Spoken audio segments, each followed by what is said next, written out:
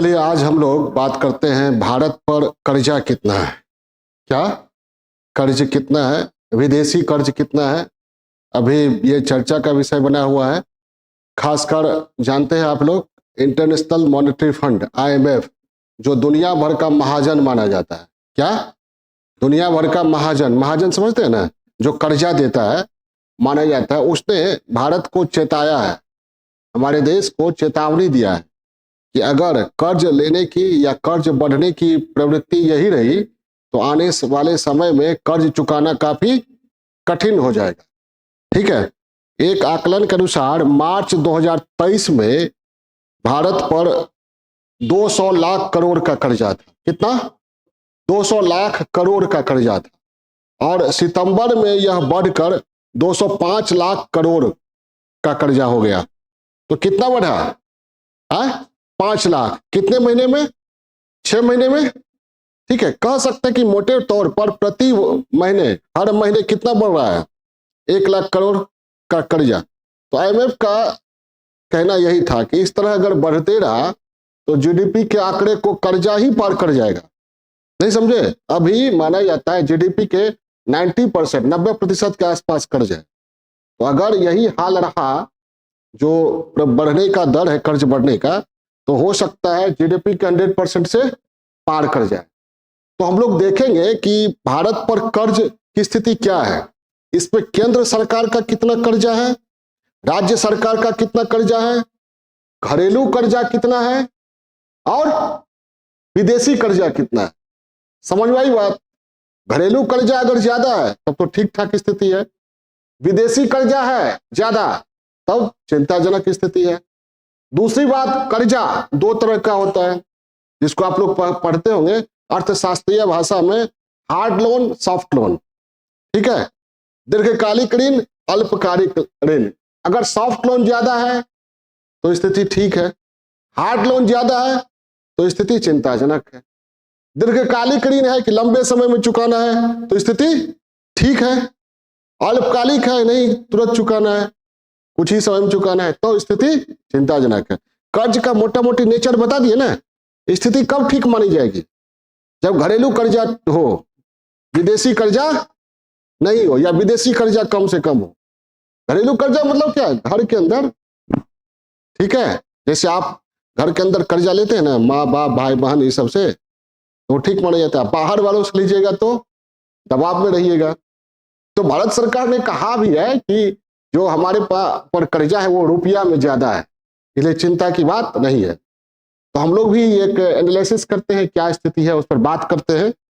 तो business standard की report है कि मार्च 2023 में ये नहीं, सितंबर 2023 में कुल कर्जा 205 लाख। बिजनेस स्टैंडर्ड का नाम सुने होंगे। बिजनेस स्टैंडर्ड की रिपोर्ट के अनुसार सितंबर 2023 में भारत पर कर्ज कितना? 205 लाख करोड़। ठीक है, ये भारत पर कर्जा है। अब भारत पर कर्जा का मतलब क्या? केंद्र सरकार का भी है और यार भारत का मतलब क्या? भारत पर पूरा केंद्र राज्य। तो इसमें 205 में अकेले केवल केंद्र का नहीं है। ठीक है, तो केंद्र का कितना है? 161 लाख। कितना? केंद्र का कर्जा कितना है? 161 लाख करोड़। और राज्यों का कर्जा कितना बच गया बोलिए? 44 लाख। अब हम लोग ये भी देखेंगे कि कर्ज बढ़ता क्यों है, कर्ज होता क्यों है। कर्ज जनरली क्यों होता है? जब इनकम से ज्यादा खर्च हो जाए तो क्या होता है? कर्ज होता है। तो हम देखेंगे कि भारत सरकार का कर्ज क्यों बढ़ रहा है, राज्यों का भी कर्ज क्यों बढ़ रहा है। ठीक है, और कर्ज अच्छा माना जाता है? कर्ज अच्छा नहीं माना जाता है अगर कर्ज का उपयोग आप उड़ाने में करते हैं, ऐसे मद में कर्ज को खर्च करते हैं जिससे कोई इनकम होने वाला नहीं है। अगर कर्ज को ऐसे मद में खर्च करते हैं जिससे इनकम हो, ठीक है, जैसे कर्जा लिए अब वंदे भारत ट्रेन चला दिए, उनसे इनकम होगा ना। कर्जा लिए मुफ्त में बांट दिए स्कूटी, लैपटॉप, राशन, तो उससे इनकम तो नहीं होगा, वो चला गया घाटे में। हालांकि वो जरूरी है, गरीबों को अनाज देना वो भी तो जरूरी है, तो हम देखेंगे कि कर्ज को सरकार करती क्या है, राज्य सरकार या केंद्र सरकार। समझ में आ रही बात? कर्जा को हम बहुत सरल तरीके से भारत का या राज्य का कर्जा बहुत अच्छा आसानी से समझाएंगे, समझने का प्रयास कीजिएगा धीरे धीरे और पूरा देखिएगा, ठीक है। तो केंद्र का कितना कर्जा है? 161 लाख करोड़। राज्यों का कर्जा कितना है? 44 लाख करोड़। ये बिजनेस स्टैंडर्ड की रिपोर्ट। देखिए, निर्मला सीतारमण ने 20 मार्च 2023 में एक सांसद थे नागेश्वर राव, उनके सवाल के जवाब में उन्होंने कहा था, निर्मला सीतारमण ने, वित्त मंत्री थी, उन्होंने कहा था कि 31 मार्च 2023 तक केंद्र पर कुल कर्जा, किस पर? केंद्र पर कुल कर्जा 155 लाख। किसके मुताबिक? वित्त मंत्री रहते हुए इन्होंने जवाब दिया सांसद नागेश्वर राय के सवाल पर कि केंद्र पर कितना, मार्च में कितना, मार्च कौन 2023, 31 मार्च 2023 तक कितना, 155 लाख करोड़। तो मार्च से सितंबर के बीच, सितंबर में कितना आ गया है? 161 लाख। यानी कितना बढ़ा? 5 से 6 लाख करोड़। समझ में आई बात? 5 से 6 लाख करोड़। कितना महीना में? 6 महीना में। ये क्या चिंताजनक बात है? यही कहने का प्रयास IMF ने भी किया। क्लियर है? ठीक है। अब थोड़ा 2014 से तुलना करें, हम 2014 से तुलना करें। 2014-15 में केंद्र पर कर्ज, यह हम राजनीतिक आधार पर कुछ करने नहीं जा रहे हैं, ठीक है, मोटा मोटी देख रहे हैं। केंद्र पर 2014-15 में जो डेटा अवेलेबल है उसके अनुसार कर्ज 31 लाख करोड़ था। कितना? 31 लाख करोड़ केंद्र पर। 31 लाख करोड़ ये सॉरी विदेशी कर्ज ही ज्यादा चिंताजनक है। विदेशी कर्ज कितना था? 31 लाख करोड़। 2023 में ये हो गया है 50 लाख करोड़। कितना हो गया है? यानी केंद्र पर कुल कर्जा में, विदेशी कर्जा में कितना बढ़ोतरी हुई है विगत 9 साल में? 19 लाख की वृद्धि हुई है। 19 लाख क्या? 19 लाख करोड़ बोलो, 19 लाख तो कुछ नहीं हुआ, ठीक है। और केंद्र पर कुल कर्जा अगर माना जाए, केंद्र पर कुल कर्जा समझे, घरेलू और विदेशी, कुल कर्जा मतलब घरेलू और विदेशी, कुल कर्जा माना जाए तो 2014 में आपको 55 लाख करोड़ था। कितना? और अभी कितना है? 205 है केंद्र पर। 161, हाँ 161 लाख करोड़। कितना प्रतिशत की वृद्धि हुई है? परसेंटेज निकालिए तो परसेंटेज निकलेगा 192% की वृद्धि हुई, ठीक है। अब देखिए थोड़ा सा और देखिए, 2004 में केंद्र पर कर्जा था 17 लाख करोड़, ठीक। 2014 में हो गया 55 लाख करोड़। कितना गुना हुआ? 3 गुना से ज्यादा। 2023 में कितना है? कितना गुना हुआ? 2014 से 23 के बीच। आप समझिए, पॉलिटिकल जो समझना हो, हम यहाँ राजनीतिक रूप से एनालिसिस नहीं कर रहे हैं। 4 से 14 के बीच बढ़ा ना, 17 51 4 55, और 14 से 23 के बीच 55 कितना हो गया? 165 नहीं हुआ है, 161। तो कोई विशेष इसके बीच जितनी है उतनी ही लगभग इसके बीच। क्लियर है? अब विदेशी कर्जा जहां तक है तो 2005 से 13 के बीच कुल किस पर? केंद्र पर। ये यहां पर लिखना जरूरी है, केंद्र पर तो यहां पर है ही, ठीक। तो उसके बाद विदेशी कर्ज जो है 2005 से 13 के बीच अब 21 लाख करोड़ लगभग, और 2014 से 23 के बीच कितना हुआ है? 2014 से 23 के बीच विदेशी कर्ज कितना बढ़ा है? 19 लाख करोड़। अरे 14 से 23 के बीच, 23 में 50 हो गया ना, 31 से 50 हो गया, कंफ्यूज कर रहे हो? समझ में आई बात? यानी उधर 21 लाख करोड़ हुआ था, इधर 19 लाख करोड़, ठीक है। अब ये स्थिति है, क्लियर हो गया। अब है एक सवाल उठता है कि कर्ज बढ़ता क्यों है भाई? कर्ज की स्थिति जो है हमारे यहाँ वो ठीक है, कर्ज की स्थिति चिंताजनक कही जा सकती है, ये बाद में बात करेंगे। पहले हम देखते हैं कर्ज बढ़ता क्यों है, क्यों बढ़ता है कर्ज। जब इनकम से ज्यादा खर्च होता है, इनकम से ज्यादा खर्च होता है तो क्या होता है, कर्ज बढ़ेगा। तो हमारे यहाँ हमारी सरकार कर्ज है वो दो तरह का कर्ज होता है। इकोनॉमिक्स या इकोनॉमी जब पढ़ाएंगे तब बजट पढ़ाए हैं उस पर देखे ही होंगे आप लोग। कर्ज एक राजस्व खर्चा, राजस्व व्यय, रेवेन्यू एक्सपेंडिचर, और एक कैपिटल एक्सपेंडिचर, समझ गए ना। कर्ज, कर्ज कब बढ़ता है, जब आय कम हो और खर्च ज्यादा हो।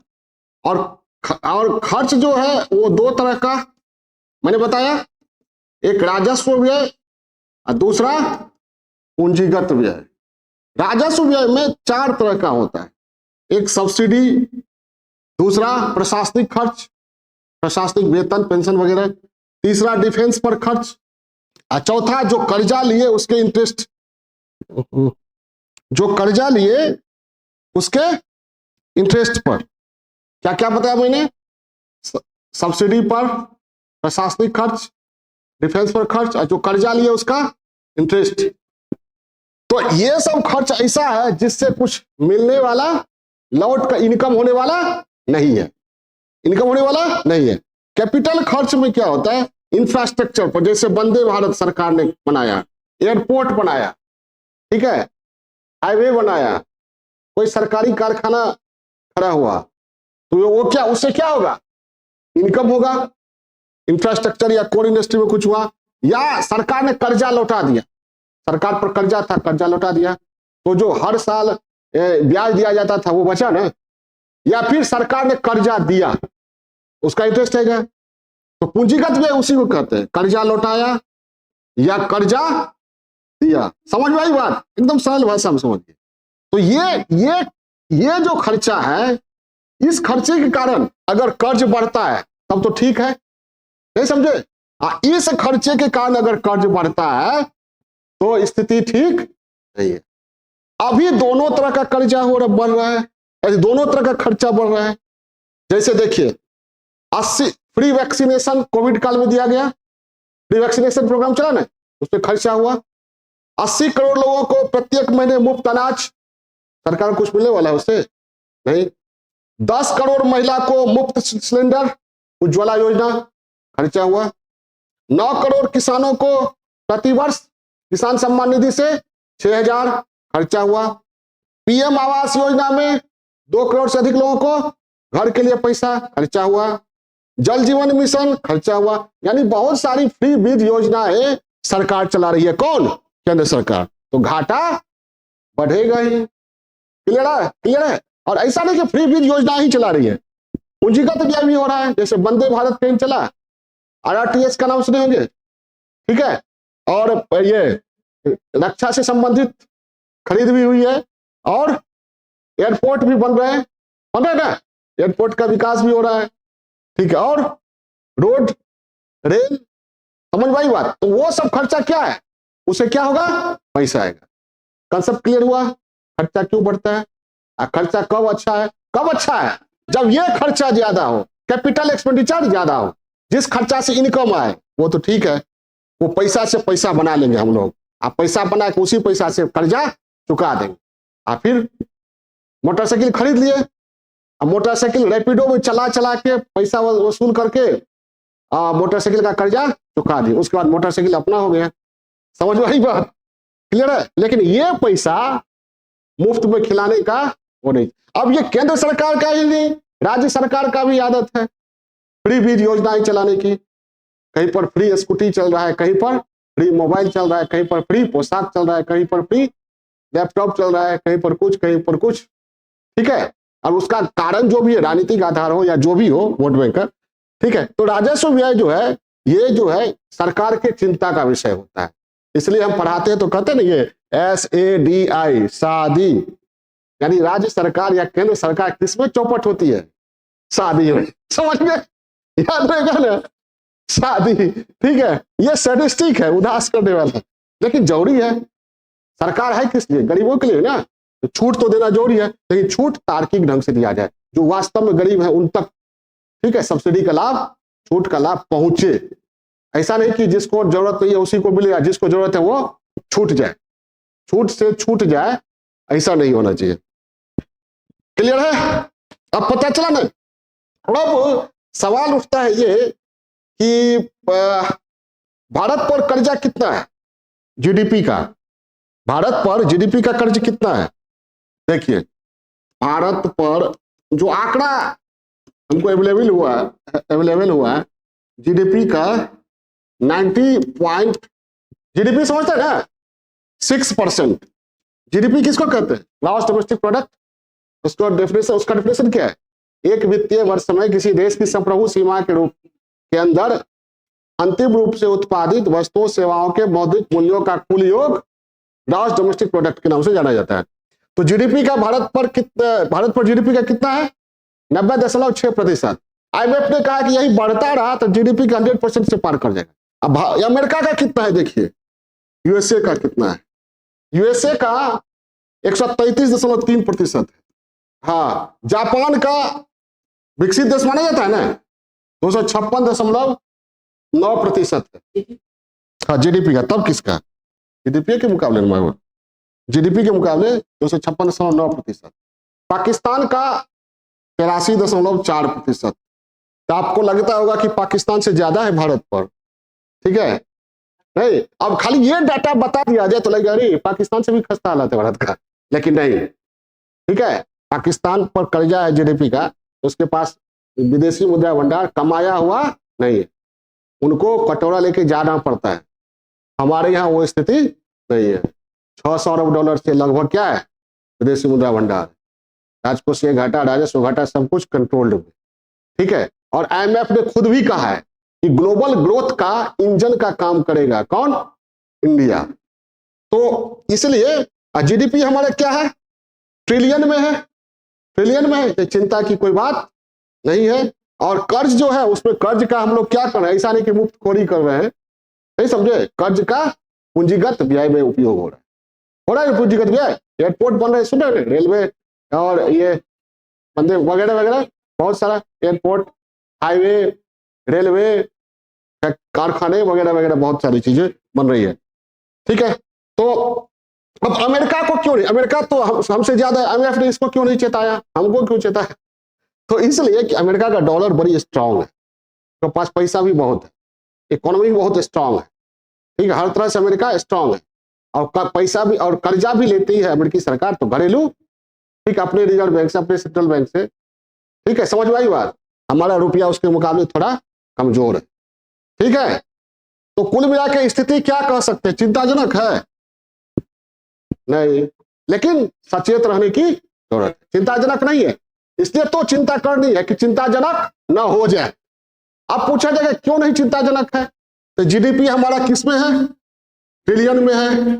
विदेशी मुद्रा भंडार लगभग 600 अरब डॉलर के आसपास है, ठीक है? और रेवेन्यू डेफिसिट हमारा ठीक ठाक है, फिस्कल डेफिसिट भी हमारा ठीक ठाक है। हमारा जो है, हमारा ये मार्केट बहुत बड़ा है, जिस मार्केट पाने के लिए विकसित देश लोग एकदम परेशान हैं कि भारत के मार्केट में प्रवेश किया जाए, कारोबार बढ़ाया जाए। एक ग्रोइंग मिडिल क्लास है जो हमेशा खर्चा ही, मतलब हमेशा खरीदता ही रहता है। ग्रोइंग मिडिल क्लास का नेचर क्या है? तो हमेशा वो भोक्ता बना रहता है, जैसे जितना उसको बढ़ेगा, इनकम होगा, वो जाएगा मार्केट में खरीदने के लिए, ठीक है? तो और क्या है? और चिंता की बात इसलिए भी नहीं है क्योंकि हमारे कर्जा में अधिकांश कर्जा जो है घरेलू है। क्या है? घरेलू कर्जा का प्रतिशत, विदेशी नहीं है। विदेशी कर्जा किससे लिया जाता है? IMF से। ये सब महाजन है, ज्यादा कठोर शर्त पर देता है। और हमारा जो कर्जा है उसमें दीर्घकालिक कर्जा ज्यादा है, लंबे समय में, अल्पकालिक कम है विदेशी कर्जा में। बात समझिए, हमारे सरकार के ऊपर जो कर्जा है वो विदेशी से ज्यादा क्या है? घरेलू कर्जा है। और घरेलू अर्थव्यवस्था के अंदर जो ऋण लिया जाता है, सरकार आप NSE खरीदती है, सरकार का बॉन्ड खरीदती है, सरकार को पैसा ही नहीं दे रही है, ठीक है? तो ये घरेलू कर्जा हो गया, या रिजर्व बैंक से सरकार ली घरेलू। और विदेशी जो कर्जा है भी हमारे पास, तो वो उसमें दीर्घकालिक ज्यादा है। समझ में आई बात? कुल कर्जा में दो है, एक घरेलू और विदेशी। तो कौन कर्जा ज्यादा है हमारे पास? घरेलू है। चिंता की बात है? नहीं, जवाब में नहीं है। उसके बाद विदेशी कर्जा जो है वो दो तरह का, अल्पकालिक और दीर्घकालिक। तो कौन कर्जा है ज्यादा हमारे पास विदेशी में? दीर्घकालिक। तो चिंता की बात नहीं है। फिर भी न्यायालय ने कहा कि ठीक है, चिंता करने की, विशेष चिंता की बात नहीं है, लेकिन सचेत रहने की जरूरत है। सरकारों, राज्य सरकार हो या केंद्र सरकार, उनको अपने खर्च की आदतों पर संयम बरतने की जरूरत है। ओके, क्लियर हुआ? कर्जा